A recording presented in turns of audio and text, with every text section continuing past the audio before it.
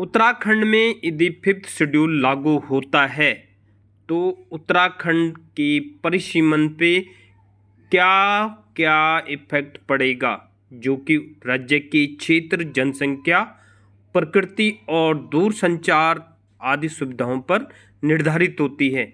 आइए सुनते हैं मीडिया जंक्शन में कि अनूप बिष्ट, जो कि उत्तराखंड एकता मंच के संयोजक हैं, उन्होंने क्या कहा परिसीमन के बारे में। तो सुनते हैं मीडिया जंक्शन में सुरेंद्र नेगी के साथ, देहरादून उत्तराखंड से। परिसीमन पे बात कर लेते जी।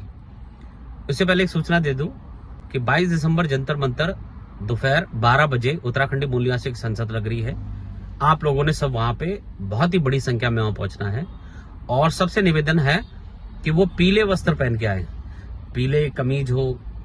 उत्तराखंड की महिलाओं से तो खास कर मैं निवेदन करता हूं कि जो पीला रंग हमारा उत्तराखंड का प्रतीक है वो पीले कलर ही पहन के आए उस जनसभा में।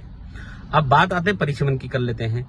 परिसीमन क्षेत्रफल के आधार पे कभी नहीं होता है, किसी भी संविधान कहीं पे भी हमें नहीं मिला। परिसीमन जनसंख्या के आधार पर होता है। अब जैसे 4 सीटें हमारी कट चुकी हैं ऑलरेडी, तो अब 4 सीट को ये बोलेंगे और सीटें नहीं कटनी चाहिए। तब किसको? उत्तराखंड की राजनीति बचाने के लिए, बस इसके लिए, और किसी के लिए नहीं। लेकिन एक बात समझना पड़ेगा कि जब भी रिवर्स माइग्रेशन होता है परिसीमन का मुद्दा रिजॉल्व हो जाता है। अब रिवर्स माइग्रेशन कैसे? रिवर्स माइग्रेशन ऐसे जैसे कि जिस दिन पहाड़ पे, यानी कि उत्तराखंड के पहाड़ पे 5th शेड्यूल लागू हो गया, ट्राइब स्टेटस लागू हो गया, तो लोग अपने आधार कार्ड, वोटर कार्ड उत्तराखंड की तरफ शिफ्ट करेंगे। ठीक है जी।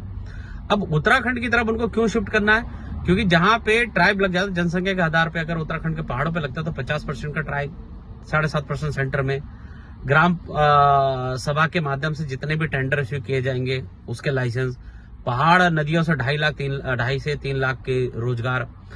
जब ये सब लेने के लिए लोग पहाड़ पे जाएंगे तो आधार कार्ड, वोटर कार्ड शिफ्ट करेंगे। आधार कार्ड, वोटर शिफ्ट करेंगे तो रिवर्स माइग्रेशन का इशू हो रहा है। रिवर्स माइग्रेशन का इशू हो रहा था। जनसंख्या जब पहाड़ पे बढ़ रही है तो जनसंख्या के आधार पर जब परिसीमन होता है तो हमारी प्रॉब्लम बाय डिफॉल्ट रिजॉल्व हो रही है। तो मेरे हिसाब से मुझे ऐसा लगता है कि रिवर्स माइग्रेशन पे और रोजगार पे फोकस होना चाहिए। मूल निवास, भू कानून और परिसीमन जैसे मुद्दे बाय डिफॉल्ट रिजॉल्व हो जाते हैं ट्राइब स्टेटस के माध्यम से। तो मुझे नहीं लगता कि इसके लिए कोई अलग से आंदोलन करने की हम लोगों को जरूरत है। हम तो नहीं करेंगे इस पर आंदोलन, उत्तराखंड समाज को भी गलत राह पे नहीं जाने देंगे।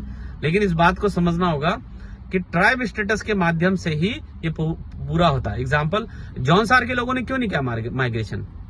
आप लाहौल स्पीति के लोगों ने क्यों नहीं किया माइग्रेशन? वहां ट्राइब का स्टेटस है। तो जब ट्राइब स्टेटस मिल जाता है तो वो क्यों करेंगे? एक इंपॉर्टेंट बात मुझे ये पता लगा कि जैसे कई लोग बोलते हैं ना कि जब पहाड़ में जनसंख्या बढ़ेगी तो उससे क्या, सरकार के पैमाने के हिसाब से जहां जहां जनसंख्या है वहां ही योजनाएं बहुत जल्दी लागू हो जाती है, बहुत जल्दी इंप्लीमेंट हो जाती है। तो इस बात को समझिए कि 5th शेड्यूल के माध्यम से ही परिसीमन बाय डिफॉल्ट खत्म हो रहा है और परिसीमन का मुद्दा सिर्फ 5th शेड्यूल से रिजॉल्व हो रहा है। तो आइए 5th शेड्यूल की लड़ाई को बहुत आगे बढ़ाएं, सरकार तक पहुंचाएं। किसी भी सरकार का विरोध हम उत्तराखंड एकता मंच के मंच से कभी नहीं करेंगे, किसी भी विपक्ष का विरोध हम कभी नहीं करेंगे, क्योंकि हमें सरकार का और विपक्ष का सहारा लेके ही इस 5th शेड्यूल को पहाड़ में लगाना है। जय भारत, जय उत्तराखंड।